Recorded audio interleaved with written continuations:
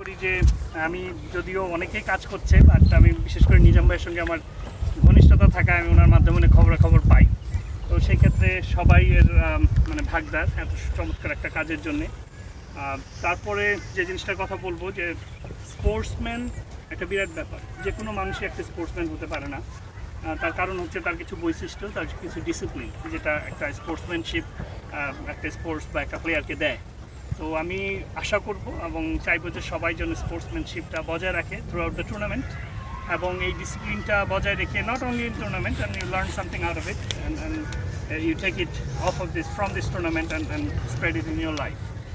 আর last যে কথাটা বলবো, আপনারা হয়তো অনেকেই জানেন যে বাংলাদেশ এম্বাসি একটা টুর্নামেন্ট করে থাকে অ্যামং দ্য এম্বাসিস, সেটা টেস্ট প্লেইং নেশনস এম্বাসিগুলোর ভিতরে গত বছর টুর্নামেন্টে বাংলাদেশ চ্যাম্পিয়ন হয়েছিল এবং আমাদের পরিচিত এখানকার প্লেয়াররাই অনেকে খেলেছিল ওই টুর্নামেন্টে।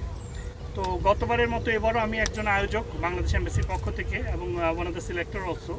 তো আমি চাইবো যে এই টুর্নামেন্টের রেজাল্ট যারা মানে বুক কিপিং রেকর্ড কিপিং যে করছে, যদি বুকটা সংগ্রহ করে রাখা হয় throughout the whole tournament based on the performances এবং রেকমেন্ডেশন ফ্রম টিমস, আমি চাইবো যে ভালো ভালো প্লেয়াররা এবং যারা মানে ভালো করবে আশাবাদী এরকম প্লেয়ারদেরকে যেন সুযোগ দেওয়া হয়। আমি আমার পক্ষ থেকে সেই মেসেজটা এমবাসিকে দিব এবং আমি চাইবো জন্য আমরা সবাই মিলে সেই টুর্নামেন্টটাকেও সাপোর্ট করি। এবং এবার বাংলাদেশ হচ্ছে হোস্ট, সো তারা একটু গ্র্যান্ডভাবে এই জিনিসটাকে চিন্তা ভাবনা করতেছে। উইথ দ্যাট আমি কনক্লুড করবো এবং বলবো যে best of luck to both of the teams and do the best. Okay, Thank you. Thank you,